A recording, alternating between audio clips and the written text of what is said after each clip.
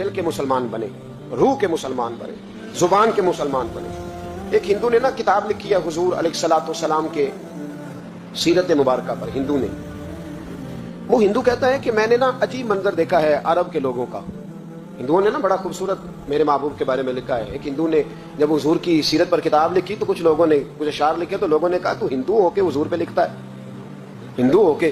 اس نے بڑا عجیب جملہ کہا, کہنے لگا ہو جائے عشق کسی سے کوئی چارہ تو نہیں, اور صرف مسلم کا محمد پہ اجارہ تو نہیں, صرف مسلم کا محمد پہ.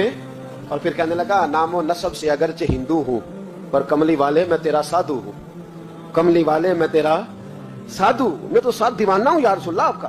تو نبی پاک علیہ السلام کے بارے میں لوگ لکھتے ہیں, وہ کہتے ہیں وہ محبت سے نہیں لکھ رہا, وہ سمجھ لیں کہ ایک عالمی تجزیہ نگار ہے تو ایک تجزیہ دے رہا ہے. کہتا ہے میں نے دو قسم کے عرب دیکھے, دو قسم کے.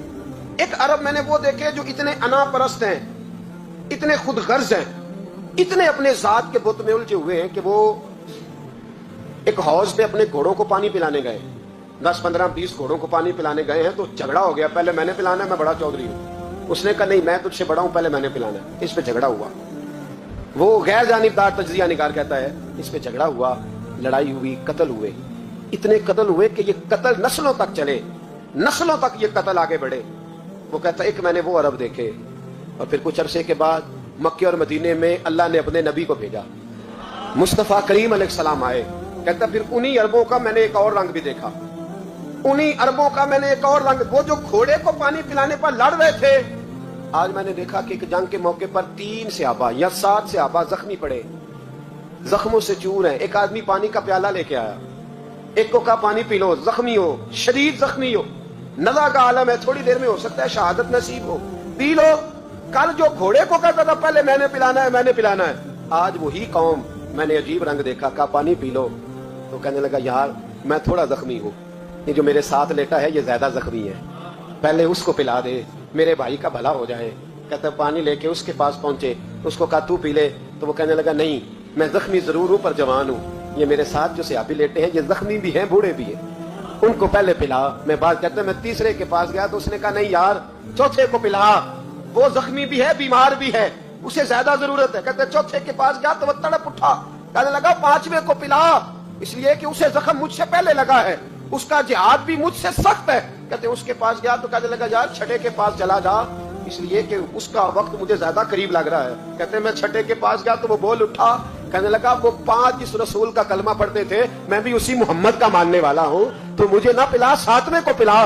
کہتے اس کے قریب گیا اور میں نے وہ منظر دیکھا کہ وہ کہنے لگا نہیں اگر وہ 6 قربانی دے سکتے ہیں تو میں نے بھی نبی پاک سے تربیت لی ہے, تو پہلے کے پاس جا. کہتے میں اس کے پاس جا کے کھڑا ہوا تو روح پرواز کر گئی. میں دوسرے کے پاس گیا تو کلمہ پڑھ کے شہادت کا جام پی گیا. میں تیسرے کے پاس گیا تو حوض کوثر تک وہ بھی پہنچ گیا. کہتے ہیں 7 کے 7 وصال کر گئے, پانی میرے ہاتھ میں تھا اور میں اس صحرا میں کھڑے ہو کے سوچ رہا تھا یہ وہ لوگ ہیں جنہوں نے دل کا کلمہ بھی پڑھا ہے, روح کا کلمہ بھی پڑھا ہے.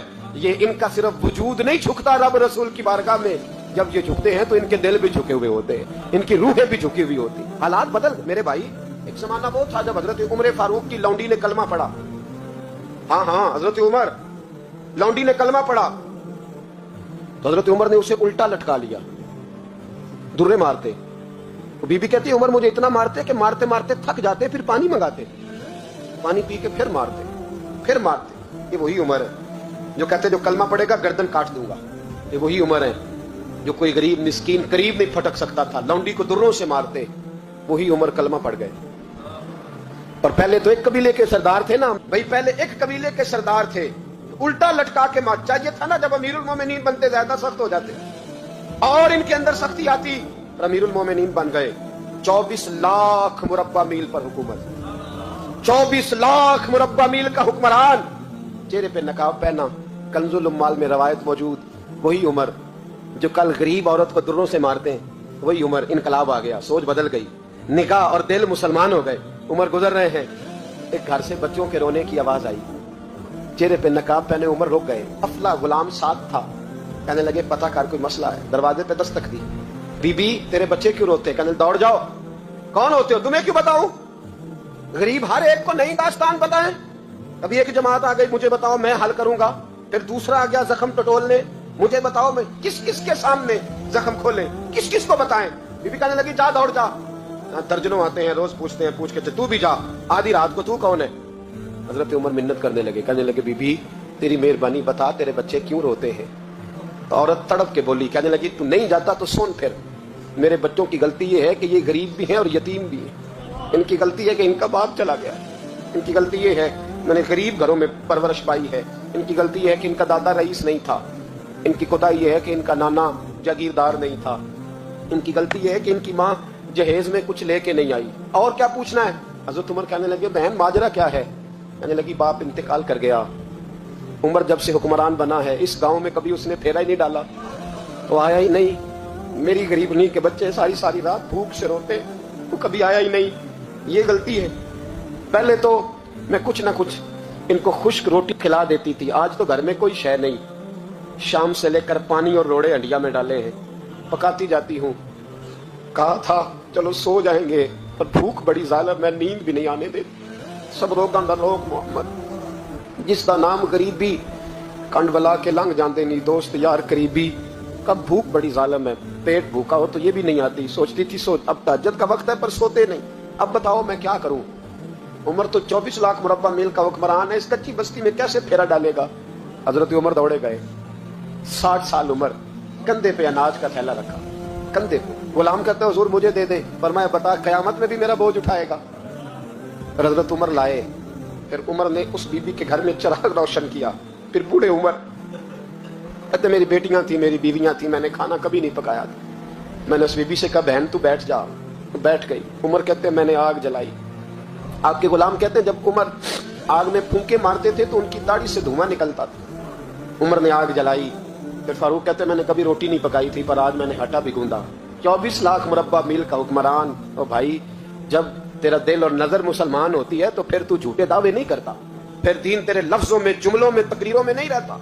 हजरत सैयदना उमर फारूक रज़ी अल्लाह ताला अन्हु आटा गूंथते, दाढ़ी सारी आटे से भर गई। फिर उमर फारूक रोटियां पकाते तो हाथ जलते। फिर सालन पकाया, फिर उमर ने दस्तरखान बिछाया, फिर वो छोटे छोटे बच्चों का उमर ने मुंह धुलाया। फिर फारूक आजम रोटी के लुक में उनके मुंह में डालते और रोते, कहते बेटो उमर को पता नहीं चला कि तुम भूखे थे, बेटियों उमर को खबर नहीं थी, उमर से नाराज तो नहीं हो? छोटे छोटे बच्चे कहते हमें तो पता भी नहीं उमर कौन है, आप क्या बात? फिर उनको उमर फारूक ने खिलाया। फिर फारूक आजम शहर में बैठ गए, उनको हंसाते रहे। गुलाम कहते हुजूर अब क्या करते हो? फरमाया जो मेरी वजह से रोए थे उन्हें खुश ना करूं? फिर उस बीबी की तरफ मुतवज्जे हुए, कहने लगे अगर उमर नहीं आया तो आप ही खबर कर देती। बीबी कहने लगी ड्यूटी उमर की है खबर लेने की, मेरी नहीं है कि मैं जाके बताऊं, मैं क्यों बताऊं? हजरत उमर कहने लगे चल उमर को माफ कर दे। कहने लगी उसे क्या माफ करना है, मैं तो दुआ करती हूँ अल्लाह उसे हटा दे और आपको बना दे। मेरी दुआ है कि वो चला जाए आप आ जाएं, पर मैं अगर मैं बन जाऊं तो उमर को माफ कर दोगी? कहा हाँ कर दूंगी। हजरत उमर ने चेहरे से नकाब उतारा, फरमाया बीबी मैं उमर ही हूँ, तूने देखा नहीं था, या तेरी दुआ मकबूल हो गई। तो बीबी कहने लगी आपके सामने इतनी जली कटी सुनाई। फरमाया बस एक वादा कर, अगर तूने उमर को यहाँ माफ कर दिया है तो वहां भी माफ कर देना। वहां भी सवाल शर्त ये है तेरा दिल कितना मुसलमान है। हमारा ये हाल है, हम जुमलों के मुसलमान, लफ्जों के मुसलमान, हम अपने आप को खींच खांच के मस्जिद में ला के 2-4 रखते भी पढ़ ही लेते, पर दिलो निगाह अगर मुसलमान नहीं तो फिर कुछ भी नहीं। देखे ना कितने आला लफ्ज़ है हदीस में, नबी पाक ने फरमाया मैं उसे अपना मोमिन ही नहीं मानता। सहाबा कहते हैं पूछने लगे थे किसे, तो हुजूर ने दूसरा बार फिर कह दिया, फरमाया मैं अल्लाह की कसम उसे मोमिन नहीं मानता। तीसरा जुमला पूछने लगे तो हुजूर ने फिर बोल दिया, फरमाया मैं नहीं मोमिन मानता। हुजूर किसे? फरमाया जो खुद तो पेट भर के खाए और उसका पड़ोसी भूखा सो जाएगा। 3 दफा हुजूर ने कहा मैं मोमिन ही नहीं मानता। इतनी मर्दी तस्बीह पढ़े तो ना मर्दी रब रब कहे। तो मेरे भाई याद रखे, रहमतुल्लाह अलैह दरवेश थे दिल्ली के, बहुत सारे लोग मुरीद थे। एक बड़ा खिदमत गुजार मुरीद था, मजदूरी करता था, गरीब था, तो 6 बेटियां थी उसकी। हजरत साहब के पास रोज आके कहता हुजूर बच्चियों के लिए दुआ करें, अल्लाह कोई असबाब पैदा कर दे। एक बच्ची की शादी का खर्चा 1000 दिनार है और मैं गरीब हूँ। हजरत साहब दुआ कर देते। खानका शरीफ के थोड़े ही फासले पर, हजरत जहां बैठ के मुरीदों की तरबियत करते थे उससे थोड़ा ही फासले पर ना एक ईसाई रहता था, बड़ा मालदार था, बड़ी सारे ऊंट गायें भेड़ बकरियां रखी हुई थी और हजरत शरफुद्दीन रहमतुल्लाह अलैह की बड़ी मुखालफत करता था। और ये जो आपका गरीब मुरीद था ये उसका पड़ोसी था। एक दिन बुला के ना उनको कहने लगा कि तू किधर जाके जो है वो टकरे मार रहा है, वहां तुझे कुछ नहीं मिलने वाला, वो तुझे क्या देंगे जिनकी खानका खुद चंदे पे चलती है, मदरसा चंदे पे चलता है, मस्जिद चंदे पे चलती है, तेरी बेटी का मामला कहाँ हल होगा? تو اس درویش نے کہا کہ تو میرے پیر کو نہیں جانتا, تو اجے میرا محبوب نہیں ڈٹھا, تو پتہ نہیں نا, تو اس رستے کا مسافر نہیں, تو نہیں جانتا, ان کا بس چلے نا تو وہ ہر قیمت میں میری بیٹیوں کی شادی کرا دیں. اب وہ عیسائی تھا, کہنے لگا اچھا چلو ٹھیک ہے, اگر اتنی بات ہے نا تو جاؤ ان سے جا کے کہہ دو کہ 6 سال کے لیے میرے ساتھ معاہدہ کر لیں, وہ میرے جانوروں کو چارہ ڈال دیا کرے, 6 سال ڈیوٹی کرے, میں 6000 دینار دے دیتا ہوں. وہ میرے ساتھ 6 سال میرے جانوروں کو چارہ ڈالے, رکھتے ہیں نا آپ چارہ ڈالنے کے لیے ایڈوانس پیسے دے کے. اب تو لوگ انہیں بھی غلام ہی بنا لیتے ہیں, بڑی تھوڑی تنخواہ دیتے ہیں, ظلم کرتے ہیں, پورا معاوضہ نہیں دیتے. حضرت شیخ شرف الدین کے بارے میں وہ کہنے لگا جو اپنے پیر سے جا کے کہا کہ میرے جانوروں کو 6 سال چارہ ڈالے, میں 6000 دے دیتا ہوں, تو جو کہتا ہے ہر قیمت پہ جانے کو تیار ہے. اس نے جب یہ بات کی تو مرید نے ناراض ہو گیا, وہ لڑائی ہو گئی, گریبان پکڑ لیا, جھگڑا ہوا, بات بڑی دور گئی. اس طرح کی بات کرتا میرے حضرت کے بارے میں, تیرے جیسے کئی میں وہاں کام پہ رکھا دوں. جب وہ بڑی بحث ہوئی, بات محلے میں علاقے میں پھیل گئی, دنیا نے سن لی, تو شیخ شرف الدین تک بھی پہنچ گئی. اس طرح جھگڑا ہوا ہے. لوگ سو گئے عشاء کی نماز کے بعد. حضرت صاحب نے نا سر پہ کپڑا لیا, اس عیسائی کے دروازے پہ دستک دی, وہ باہر آیا, فرمانے لگے لوگ تو سوچ سمجھ کے ملازم رکھتے ہیں, تو نے بھی تو سوچ ہی لیا ہوگا, تبھی تو مجھے آفر کی ہے. تو اپنی آفر پہ قائم ہے, واقعی مجھے رکھ لے گا اور 6000 دینار دے دے گا. کہنے لگا جا بابا کام کر اپنا. فرمایا نہیں, تو نے اتنے لوگوں میں بات کی, اتنی بحث ہوئی, تو قائم ہے. کہنے لگا میں تو قائم ہوں, پر آپ نے نہیں قائم رہنا. فرمایا میں سوچ سمجھ کے آیا. اس نے کہا آپ ڈیوٹی کریں گے, بھینسوں کو چارہ ڈالیں گے. فرمایا ایک شرط, بس جب اذان ہو جائے نا تو مجھے رب کی نماز پڑھنے کی اجازت دے دینا, باقی صبح شام جو تو کہے گا. اگر اس غریب کی بیٹیاں بیائی جائیں تو مجھے اور کیا چاہیے, اس کی 6 بیٹیوں کا بوجھ ہے اس کے سر پہ, تو مجھے رکھ لے. اللہ اکبر. وہ کہنے لگا چلے پہ میرے ساتھ خط بندگی کر لیں. آج کل ہم اس کام کرتے ہیں, اس زمانے میں خط بندگی ہوتا تھا, غلامی کا خط, قاضی شہر کے پاس, یعنی اس کا خیال تھا کہ چلو اس کام کی بات کروں گا تو بھاگ جائیں گے. فرمایا چل میں تیار ہوں. قاضی تک گئے, طے ہو گیا, 6000 دینار دے دیے. حضرت نے مرید کو بلایا, فرمایا پتر یہ لے جا, جا میری بیٹیوں کو روانہ کر دے. کہنے لگا حضور یہ کیا کر رہے ہو آپ, کچھ سوچیں. فرمایا یار جب تجھے بیٹا بنا لیا تو پھر میری پوتیاں تو لگتی ہیں نا, میرا حق تو بنتا ہے نا, جا جا کے ڈیوٹی کر, ان کو بیاہ دے. بات پھیل گئی. بادشاہ بھی عقیدت مند تھا, وہ 12000 دینار لے کے پہنچا.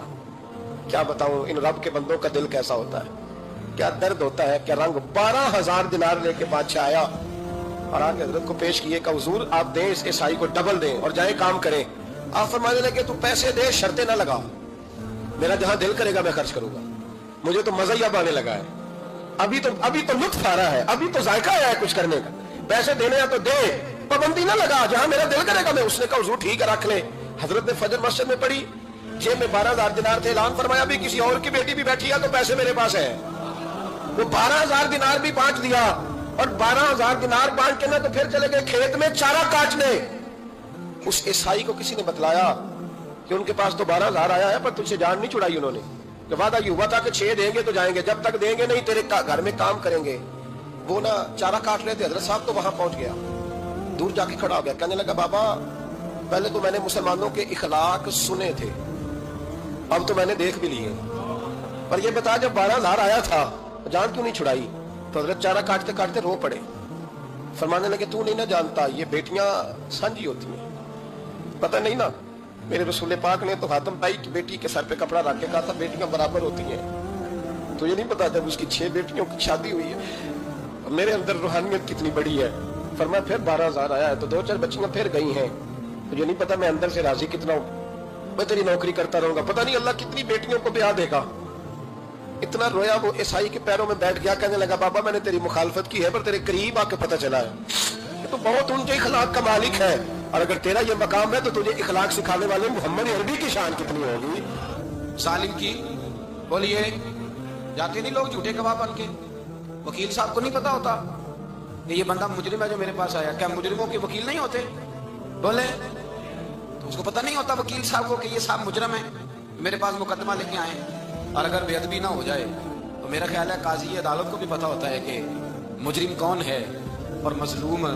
میرے نبی پاک صلی اللہ علیہ وسلم نے اس قدر زیادہ سختی فرمائی اس مسئلے میں. فرمایا جس کو پتا تھا کہ فلاں آدمی ظالم ہے, ظلم کر رہا ہے, پھر وہ ظالم کا گواہ بنا یا اس نے ظالم کی مدد کی, کتنی کی؟ شارحین لکھتے ہیں چاہے اس نے ایک جملہ بول کے کی, چاہے ایک, سارے بولیے, چاہے ایک غریب کو اس نے ظلم کیا تو کہتے ہیں علاج یہ سی, چاہے ایک جملہ بول کے شارحین اس حدیث کی شرح میں لکھا، ایک جملہ بول کے چاہے مدد کی، جس بندے نے کسی ظالم کی مدد کی کسی مقدمے میں یا کسی صورت میں اور اسے پتا تھا یہ ظالم ہے، میرے نبی پاک صلی اللہ تعالیٰ علیہ وسلم فرماتے ہیں اگر اس نے مدد کی، ابھی ظالم کی بات نہیں ہو رہی، ظالم کے مددگار کی بات ہو رہی، اگر کسی نے ظالم کی مدد کی تو حضور فرماتے ہیں خدا بھی اس سے بری و ذمہ ہے، رسول بھی اس سے بری و ذمہ ہے۔ سنبھال کے رکھے اپنی نمازیں، قربانیاں، حج، زکوٰۃ سنبھال کے رکھے۔ اگر ظالموں کا مددگار ہے، الیکشن آ لینے دے، آپ کو نظر آ جائے گا کون کون ظالموں کا مددگار ہے، نظر آ جائے گا۔ اپنی جیب سے لوگ پیسے دے کے ظالموں کی مدد کریں گے، ان کے فلیکس چھپوائیں گے، بورڈ لگوائیں گے، جیبوں سے پیسے دیں گے۔ ہم نے خود آگ لگائی ہے چمن میں اپنے، بے سبب گردش ایام کو الزام نہ دو، ہم نے خود نور کا ظلمت سے کیا ہے سودا، کر کے توہین سحر شام کو الزام نہ دو۔ ظالموں کے مددگار میدان میں آ گئے، یہ چھوٹا لفظ نہیں، میرے حبیب پاک صلی اللہ علیہ وسلم نے فرمایا جو ظالم کا مددگار ہے سن لے جو سجن کے ساتھ کچہری جاتا ہے، وہ یاد رکھے جو دوست کا گواہ بنتا ہے، وہ یاد رکھے جو کہتا ہے میں مانگی گیا تھا، مجھے بلایا گیا تھا قبضہ چھڑانے کے لیے کسی غریب بیوہ کی جائیداد پہ، وہ سن لے تو مدد کر کے نہیں آیا، تو خدا کے ذمے سے نکل گیا۔ رسول پاک نے فرمایا تیرا میرا تعلق ختم ہو گیا، تو ظالم کا مددگار ہو گیا۔ پھر تو کہتا میں بے چین ہوں، میں بے قرار ہوں، میں آزمائش کا شکار ہوں، پلٹ کے دیکھ تو صحیح تیرا گناہ کتنا بڑا ہے۔ میرے نبی پاک صلی اللہ علیہ وسلم کا ایک اور فرمان سننے، ابن ماجہ ابو داؤد میں موجود ہے، اس حدیث کو آپ نے یاد کر لینا، کر لیں گے انشاءاللہ، سارے کہیے انشاءاللہ کر لیں گے یاد۔ حضور صلی اللہ علیہ وسلم نے فرمایا اگر تو ظالم کی مدد کرے گا نا، یہ لفظ دل کی تختی پہ لکھ لینا، یہ مکافات عمل ہے، مکافات عمل دنیا، ادھر کرو گے تو ادھر بھرو گے۔ فرمایا اگر تو کسی ظالم کی مدد کرے گا، سن لے حضور کا فرمان ہے، اگر تو ابن ماجہ ابو داؤد سیاہ میں موجود ہے، فرمایا اگر تو کسی ظالم کی مدد کرے گا تو رب تعالیٰ مرنے سے پہلے تیرے اوپر بھی ظالم کو مسلط کر دے گا، تیرے اوپر بھی ایک دفعہ ظلم ضرور ہوگا اگر تو ظالم کی، وہ کسی صورت میں بھی ہو سکتا ہے، کسی صورت میں تیرا بیٹا ہی اٹھ کے ظلم کر دے گا، تو الجھ جائے گا، کسی نہ کسی جگہ تیرے لیے تباہی کا سامان ہوگا، تیرے اوپر ظلم ہوگا، اس لیے کہ تو ظالموں کا مددگار ہے۔ چاہیے یہ تھا کہ تو مظلوم کی مدد کرتا، انسانی ایمانی یقین کا فریضہ سر انجام دیتا، تو ظالموں کا مددگار ہو گیا۔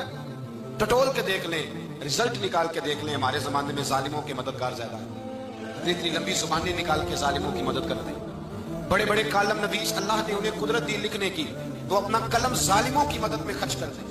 وہ لوگ جن کو اللہ تبارک و تعالیٰ نے قدرت دی، ہمت دی، طاقت دی، کچھ لوگ ان کے حلقہ احباب میں وہ اپنے لوگوں کو استعمال کر کے ظالموں کی مدد کرتے ہیں، ظالموں کی مدد کرتے ہیں۔ میرے نبی کریم سید عالم نور مجسم صلی اللہ علیہ وسلم نے فرمایا اگر تو نے ظالم کی مدد کی تو جب تک تو توبہ نہیں کرے گا رب تجھ سے ناراض ہی رہے گا، اللہ تجھ سے، او بھائی جس سے رب بھی ناراض ہو گیا، نہ کھانا نہ پینا نہ سونا نہ جاگنا نہ نیند، پھر تیری ہر چیز تیرے لیے آزمائش ہوگی، پھر تیرا سایہ بھی تیرے لیے خوف کا سامان بنے گا، پھر زندگی جیتی جاگتی لاش بن جائے گی، تو اپنے کندھوں پر اپنی میت اٹھائے پھرے گا جب تو ظالم کا مددگار ہوگا۔ اور نبی پاک صلی اللہ علیہ وسلم نے فرمایا ظالموں کا مددگار بھی ظالم ہوتا ہے، ظالموں کا مددگار بھی، سارے بولے ظالموں کا مددگار بھی، نہیں کو نہیں، آپ سارے نہیں بولے، ایک دفعہ بولے ظالموں کا مددگار بھی، پکی بات ہے، ظالموں کا مددگار بھی،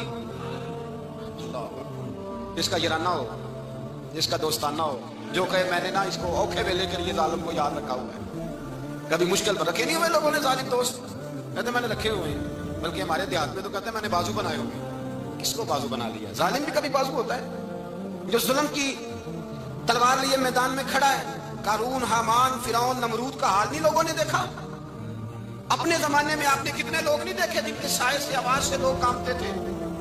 پھر پولیس کی گاڑیوں میں وہ اس طرح مردہ پڑے کہ دنیا نے تماشا دیکھا ان کا، یہ رنگ ہم نے دیکھے نہیں اپنے آنکھوں سے۔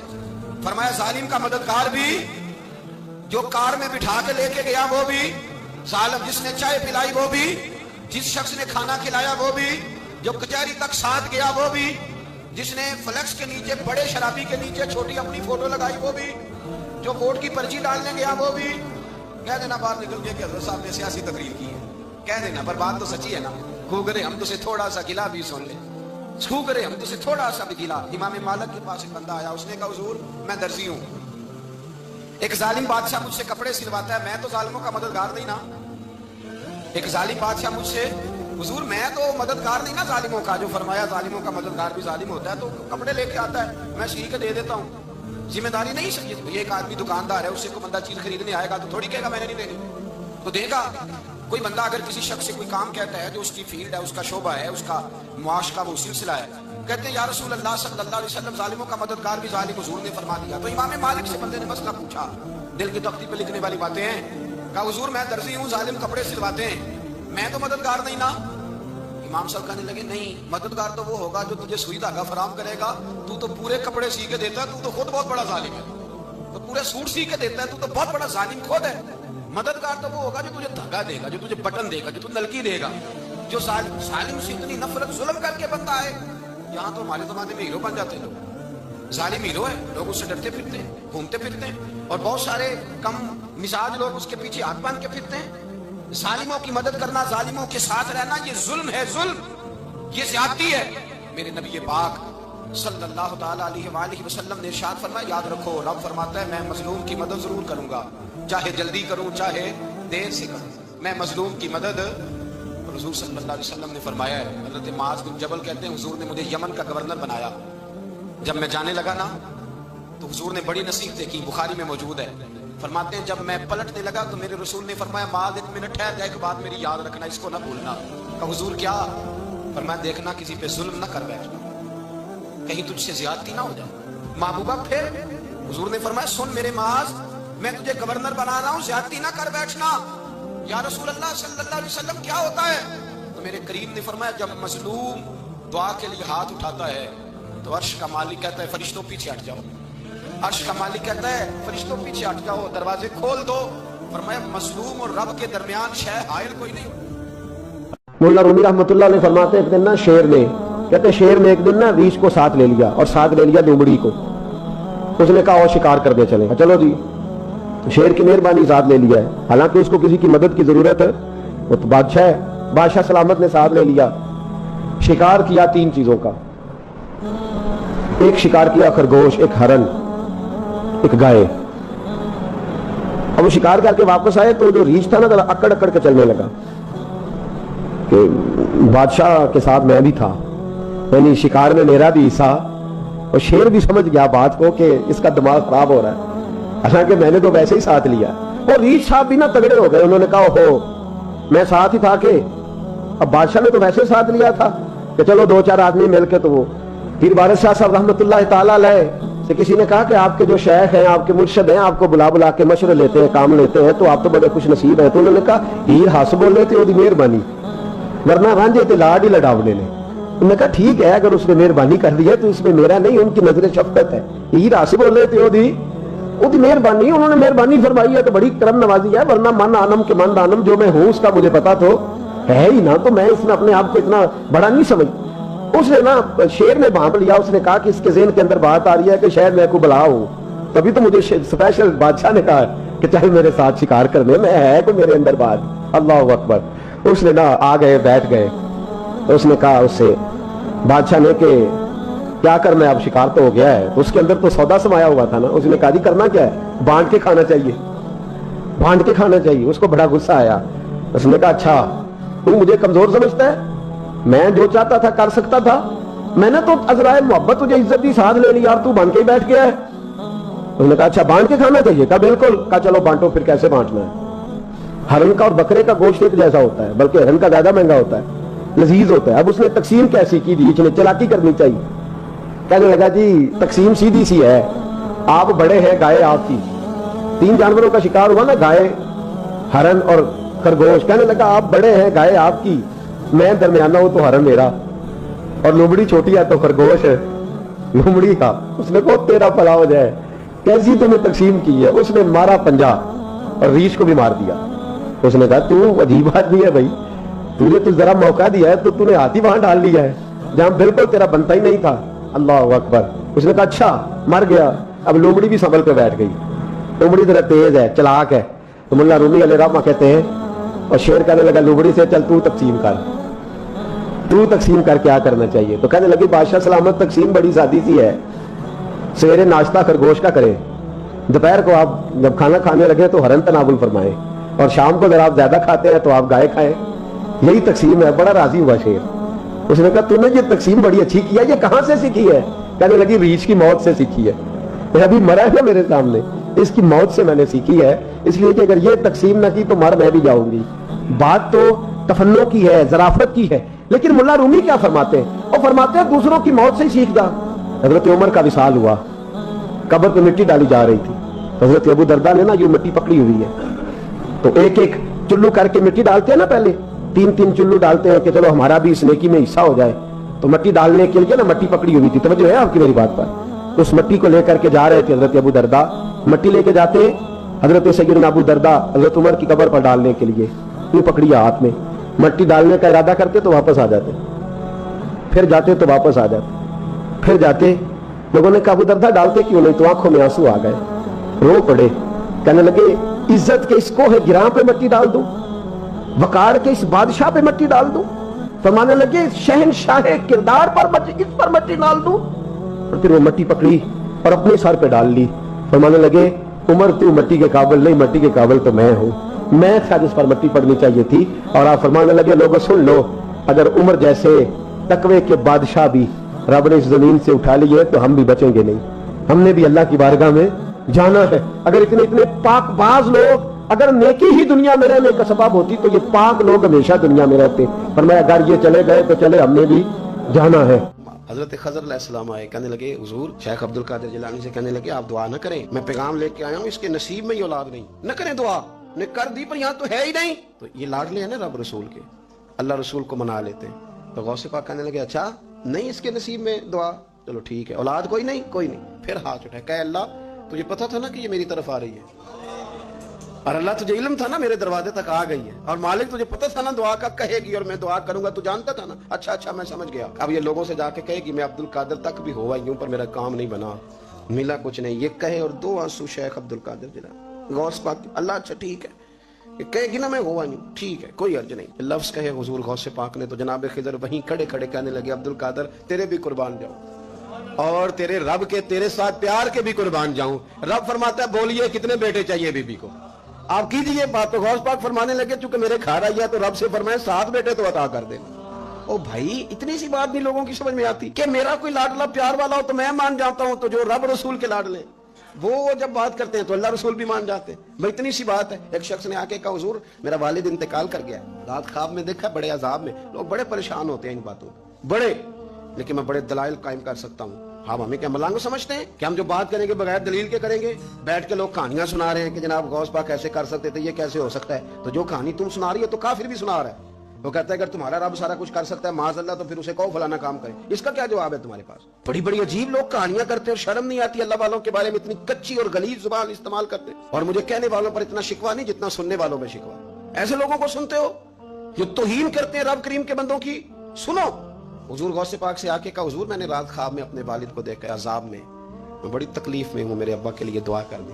तो गौसे आज़म फरमाने लगे वो यहाँ कभी आया था, बैठा था।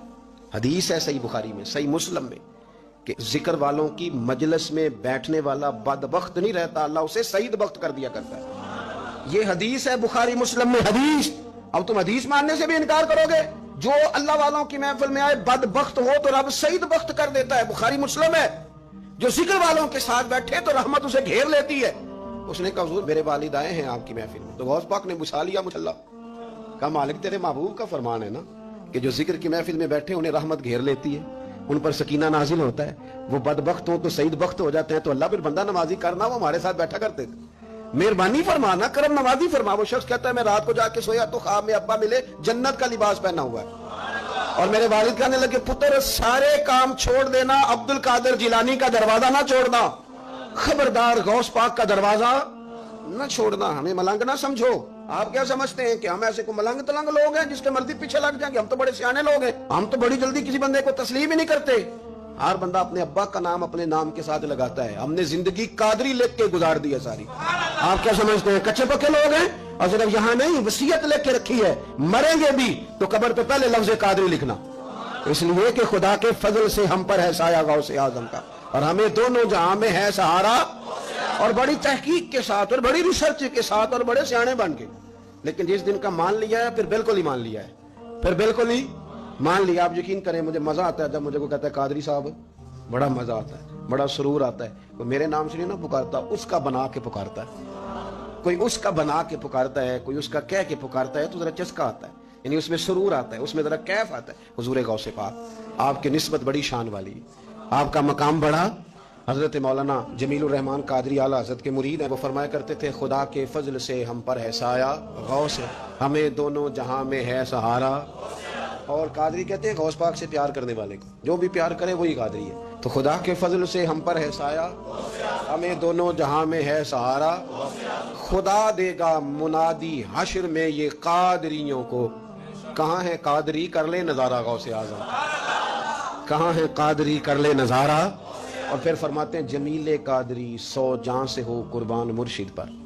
اپنے شیخ کی بات کرتے ہیں, جمیل قادری 100 جان سے ہو قربان مرشد پر, بنایا جس نے مجھ جیسے کو بندہ غوث اعظم پر. یہ غوث اعظم واحد صوفیاء کی جماعت میں امام ہستی ہیں کہ کوئی کسی بھی سلسلے سے تعلق رکھے, وہ نقشبندی ہے, وہ چشتی ہے, وہ سہروردی ہے. آج آپ کو سارے 11ویں دیتے نظر آئیں گے, اس لیے کہ غوث اعظم رضی اللہ تعالیٰ عنہ کے فیض جب برسا ہے تو می بن کے برسا ہے, اور ہر جگہ ہی برسا ہے, ہر جگہ ہی برسا ہے. تو بجائے اس کے کہ ہیلو حجت کریں ساری زندگی, اللہ والوں سے پیار.